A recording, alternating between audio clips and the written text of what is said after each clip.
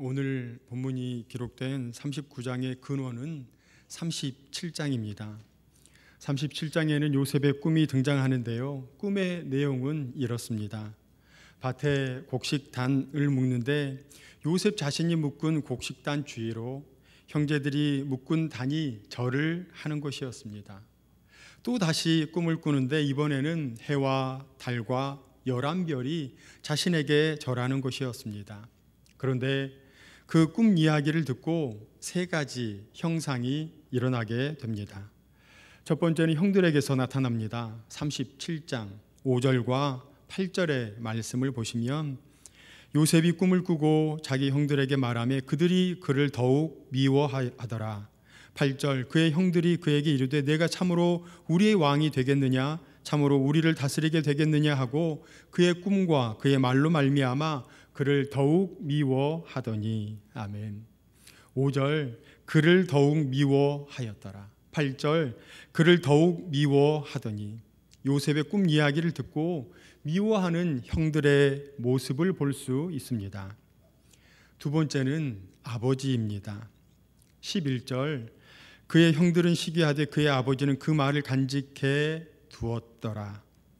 아버지는 요셉이 꿈에 대한 이야기를 했을 때 나중에 뭔가 큰 일을 해내겠구나 생각하였습니다. 세 번째는 요셉 자신이었습니다. 그는 꿈을 꾸었는데 이상한 꿈입니다. 그래서 그 꿈을 형제들과 부모님께 그대로 이야기합니다. 내가 이렇게 되겠다 저렇게 되겠다는 생각 없이 그저 꿈 이야기만 했을 뿐입니다. 생각해 보십시오. 그가 광야의 구덩이에 던져지게 되었을 때 형들이 이야기한 대로 내가 저들의 왕이 될 것인데 조금만 더 참자 생각했을까요? 아마도 아닐 것입니다. 그가 채찍에 맞으면서 노예로 팔려갈 때 내가 저들의 왕이 될 것인데 생각했을까요? 아마도 꿈은 생각이 나지도 않았을 것입니다. 그런데 그가 애굽의 총리가 되고 모든 가족을 구원하는 사람이 되었습니다. 어떻게 요셉이 그렇게 될 수 있었는지 오늘 찬양 예배에 나오신 모든 성도님들과 말씀의 은혜를 나누도록 하겠습니다. 요셉에게서 주의 깊게 봐야 할 첫 번째는 요셉, 그는 위대하신 하나님만 붙잡았습니다. 어찌 보면 요셉은 하나님께서 자신을 배반하였다 생각할 수 있었습니다. 왜냐하면요, 형들이 자신을 죽이려고 소동이 일어났습니다. 그러다가 차라리 우리가 피를 보지 말고 그냥 구덩이에서 굶어 죽게 하자 결정을 내리고 구덩이에 요셉이 던져지게 되는 지경에 이르렀습니다. 얼마나 일촉즉발의 상황이었습니까? 이러한 와중에 요셉의 마음은 어떠했을까요? 하나님 어디 계십니까? 하나님 정말 계십니까? 생각할 수 있었을 것입니다. 그럼에도 요셉은 하나님을 향한 그 사랑이 결단코 쓰러지지 않았습니다. 창세기 39장 1절과 2절 말씀을 우리 함께 읽겠습니다. 요셉이 이끌려 애굽에 내려가매 바로의 친위대장 애굽 사람 보디발이 그를 그리로 데려간 이스마엘 사람의 손에서 요셉을 사니라. 여호와께서 요셉과 함께 하심으로 그가 형통한 자가 되어 그의 주인 애굽 사람의 집에 있으니. 아멘. 지금 1절 말씀을 보시면 요셉이 노예로 팔려갔음을 알 수 있습니다. 그런데 2절 말씀 그 서두를 보시면 여호와께서 요셉과 함께 하심으로라는 말씀을 볼 수 있습니다. 자신이 노예가 되었기에 인생의 밑바닥에 있기에 출애굽했던 백성들과 같이 불평과 원망을 토로할 수 있었습니다. 그런데 2절 말씀을 보시면 여호와께서 요셉과 함께 하시는 것을 우리는 알 수 있습니다. 하나님께서 요셉과 함께 하시는 것은 요셉의 신앙 없이 하나님께서 일방적인 사랑으로 이렇게 됐다 이야기할 수 있을까요? 아닙니다. 하나님께서 그와 함께 하시려면 그가 얼마나 하나님과 함께 했는지, 얼마나 하나님을 붙잡았는지를 우리는 염두에 둘 필요가 있습니다. 그가 어떠한 사람인지는 좋은 상황에서의 판단과 결정을 보면 안 되고요. 인생을 묵직하게 만드는 사건, 사고 앞에 어떠한 판단과 결정을 했는지, 어떠한 행동을 했는지 보면 아는 것입니다. 그는 인생의 밑바닥인 상황이었지만 세상을 바라보지 않았으며 오히려 하나님을 붙잡았습니다. 하나님과 함께 하였습니다. 그래서 2절 말씀에 여호와께서 요셉과 함께 하시는 놀라운 역사가 일어났던 것입니다. 하나님과의 만남, 하나님을 붙잡는 요셉, 그의 인생이 그를 위대하게 만들었습니다. 원하옵기는 위대하신 하나님을 붙잡으시는데 크게 붙잡으시는 사천읍교회 모든 성도님들 되시기를 간절히 소망합니다. 요셉이 하나님을 붙잡는 구절이 9절에 등장합니다. 9절 말씀을 우리 함께 읽겠습니다. 이 집에는 나보다 큰 이가 없으며 주인이 아무것도 내게 금하지 아니하였어도 금한 것은 당신뿐이니 당신은 그의 아내임이라. 그런즉 내가 어찌 이 큰 악을 행하여 하나님께 죄를 지으리까. 아멘. 여기에 많은 내용이 내포되어 있습니다. 지금 이렇게 뿌리치고 가면 자신을 지킬 수 있다, 이러한 정도가 아니고 그의 삶 전체가 무너지는 결과를 초래하게 됩니다. 보디발의 아내는 지금 요셉에게 동침할 것을 요구하였는데 만약에 들어주지 않으면 너를 죽일 수도 있다. 너를 비참하게 할 힘이 있는 것은 물론이거니와 너와 함께 있는 모든 사람들을 망가뜨릴 수 있다. 그러한 엄포가 깔려 있음을 우리는 알아야 합니다. 지금 그러한 상황에서 요셉은 세상의 것에 흔들리지 않고 하나님을 붙잡았습니다. 9절 말씀을 보시면 자신에게 다가온 시험보다 자신의 주인의 명령을 불이행하는 것보다 하나님께 이러한 죄를 저지를 수 없다 말을 합니다. 지금 우리는 어떠한가요? 어떠한 유혹이 우리 앞에 놓여 있을 때 과연 타협하지는 않으십니까? 아니면 하나님을 두려워하는 마음 전혀 없이 그저 타협하며 마음대로 살아가시지는 않으십니까? 회생할 기미가 보이지 않는 나라, 그 끝의 상황에 있는 요셉은 그렇게 하지 않았습니다. 그는 오직 하나님만을 붙잡았습니다. 요셉은 그의 상황과 여건 환경에 아랑곳하지 않고 그 어디나 하늘나라를 살았습니다. 내가 어디에 있든 그곳이 하나님께서 계시고 그곳에 내가 있고 그래서 하나님과 내가 함께 있으니 내 영혼 평안해. 설령 감옥에 갇혀 있어도 평안해. 노예로 있어도 평안해. 우리가 누구와 함께 있기에 평안을 누릴 수 있겠습니까? 그것은 하나님 한 분뿐이십니다. 요셉은 하나님 한 분을 붙드는 위대한 인생을 살았습니다.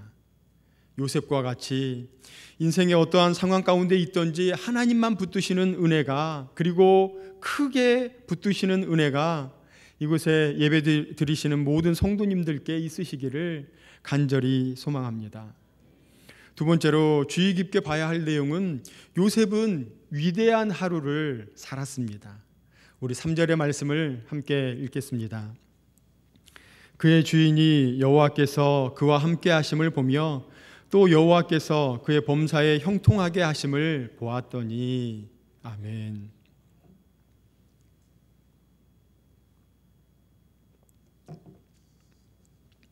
요셉은 자신의 하루에 자신의 인생에 최선을 다했습니다. 그가 노예로 있든지 억울한 누명을 쓰고 감옥에 있든지 어디에 있든지 자신에게 주어진 일에 최선을 다하였습니다. 우리는 사람이 있을 때와 없을 때 행동이 다를 수 있습니다. 사람이 있으면 뭔가 열심히 하고 주위에 사람이 없으면 하고 싶은 대로 할 수 있습니다. 그런데 요셉은 정직하게 살았습니다. 아무도 보지 않지만 정직하게 일했습니다. 아무도 없지만 최선을 다했습니다. 그 이유가 무엇일까요? 그것은 아무도 보지 않는다 생각하며 행동하지 않았습니다. 아무도 없다고 생각하지 않았습니다. 그는 하나님께서 나와 함께 하심을 알았습니다. 3절 말씀 상반부에 보시면 그의 주인이 여호와께서 그와 함께 하심을 보며 하나님이 나와 함께 하시는 임마누엘의 삶을 요셉은 살았습니다. 조금 전 두 번째로 주의 깊게 봐야 할 것은 위대한 하루를 살았다 말씀을 드렸습니다.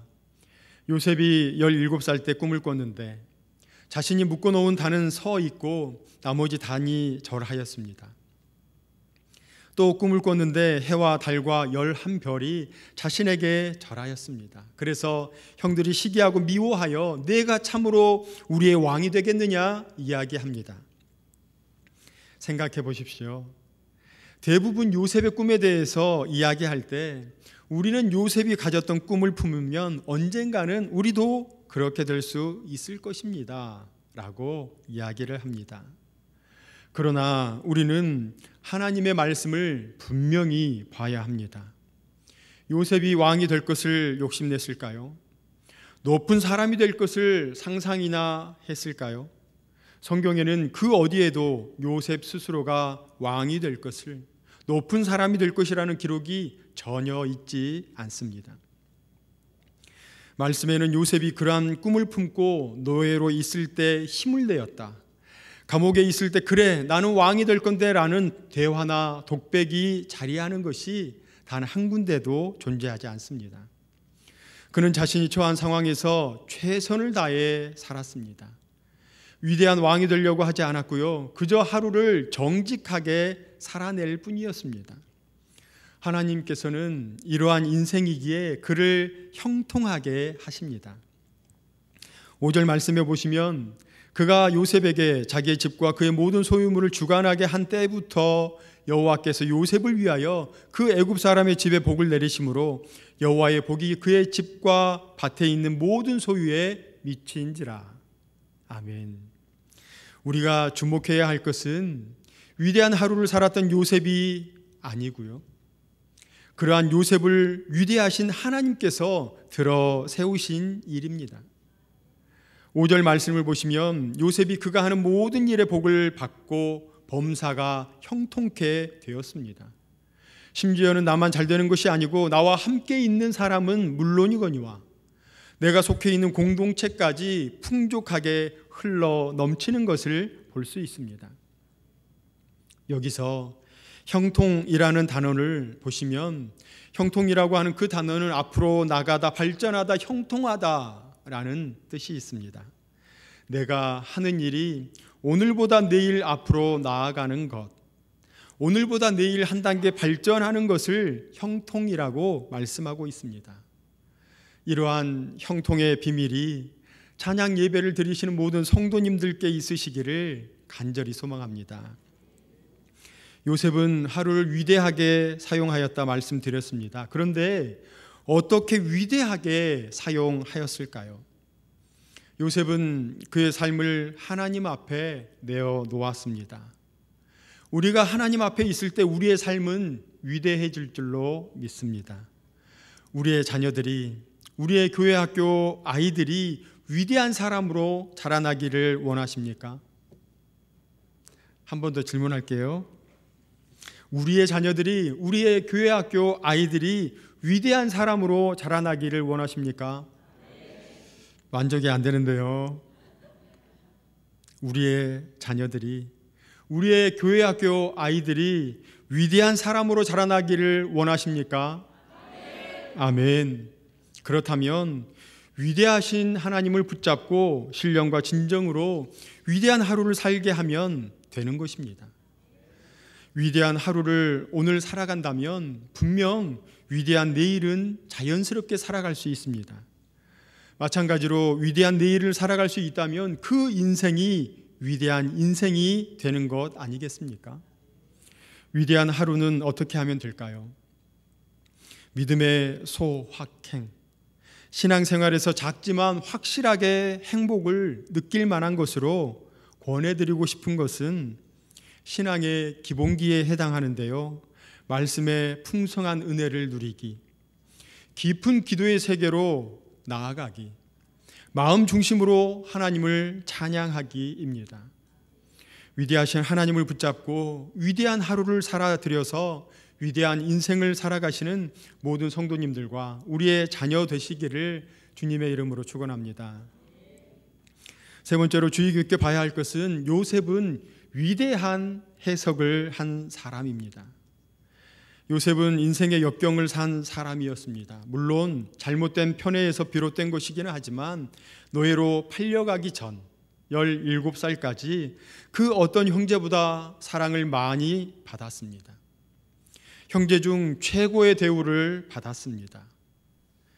요셉은 야곱이 가장 사랑하는 라헬의 아들로서 야곱이 노년에 얻은 아들이었습니다. 37장 3절 말씀을 보시면 요셉은 노년에 얻은 아들이므로 이스라엘이 여러 아들들보다 그를 더 사랑하므로 그를 위하여 채색 옷을 지었더니. 아멘. 사랑하는 여인에게서 낳은 아들인지라 너무나도 사랑스러웠나 봅니다. 그래서 야곱은 요셉에게 다른 아들에게 주지 않는 옷을 만들어서 주었습니다. 37장 3절의 말씀에 보시면 채색 옷이라 기록하고 있는데요, 이것은 발목까지 내려오는 긴 소매의 외투를 가리킵니다. 요셉의 외투에 있어서 특이했던 것은 색깔도 있겠지만 그 색깔보다 오히려 긴 소매자락을 가졌다는 점과 옷의 길이가 그의 발목까지 내려왔다는 점입니다. 여기에서 3절 말미에 위하여 채색 옷을 지었더니라는 말은 문자적으로 그는 요셉을 위하여 발목까지 내려오는 긴 소매 외투를 지었다입니다. 요셉은 야곱의 노년에 얻은 아들이었고요, 사랑하는 아내 라헬의 아들이므로 총애를 받았습니다. 당시에는 모든 사람이 외투를 가지고 있었는데 대부분의 외투는 무릎 길이의 바지에 짧은 소매를 가졌습니다. 그 이유는 활동하기 편해서, 일하기 편해서 그런 것입니다.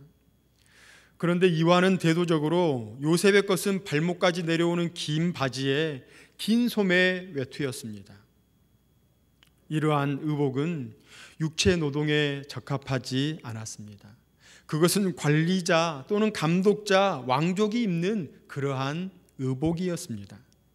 아마도 야곱은 형제 가운데 왕족처럼 귀한 아들로서 요셉을 대접한 것 같습니다. 이러한 대접을 받았던 요셉이 노예로 팔려갔습니다. 얼마나 하늘이 무너지고 땅이 꺼지는 듯한 경험이었을까요? 이러한 상황에서 요셉은 삶을 포기하지 않고 하나님만 붙잡았습니다. 또한 열심히 살았던 요셉에게 주인의 아내가 동침할 것을 요구하자 그것을 뿌리쳤더니 감옥에 들어가게 됩니다. 역시 이때 우리는 이런 푸념을 할 것입니다. 하나님, 왜 이러십니까? 하나님, 정말 계시는 것입니까? 하나님, 어디에 계십니까? 충분히 말할 수 있을 것입니다. 그러나 요셉은 이때 잘못된 해석으로 삶을 비관하지 않았습니다. 여기 요셉의 위대한 해석이 기록된 부분을 우리 함께 읽겠습니다. 창세기 45장 4절과 5절의 말씀입니다. 창세기 45장 4절과 5절의 말씀을 우리 한 목소리로 읽겠습니다. 요셉이 형들에게 이르되 내게로 가까이 오소서. 그들이 가까이 가니 이르되 나는 당신들의 아우 요셉이니 당신들이 애굽에 판 자라.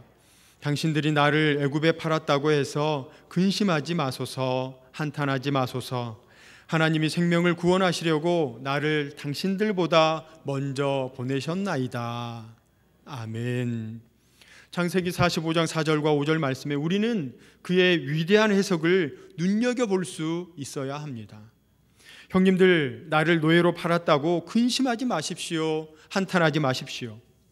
왜 이런 말을 했을까요? 위대한 해석이 그 밑에 깔려 있기 때문입니다. 요셉은 이 일에 대하여 이렇게 말합니다. 이 일은 형님들이 나를 내어놓은 것이 아닙니다. 그것은 하나님께서 하신 일입니다. 하나님께서 우리 모두를 구원하려고 나를 먼저 이곳에 보낸 것입니다. 요셉이 당대 최대 강국인 이집트, 애굽을 이끌었던 총리여서 위대하다 생각하시면 큰 오산입니다. 총리가 된 것은 그가 한 것이 아니고 모든 일은 하나님께서 하셨습니다. 우리는 결과보다 동기에 초점을 맞춰야 합니다. 그가 형들의 시기를 사 죽을 뻔하였고 형 유다의 권유로 죽음에서 건져졌지만 노예로 팔려가게 됩니다.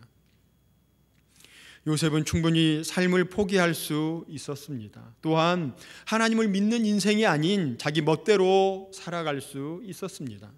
아니, 오히려 불평할 수 있었고 하나님을 믿지 않을 수 있었습니다. 우리의 인생의 사건은 어떻게 해서든 일어납니다. 중요한 것은 일어난 사건을 어떻게 해석하느냐입니다. 동일한 사건을 경험하고도 다른 인생을 살아가는 것을 우리는 많이 보아왔습니다.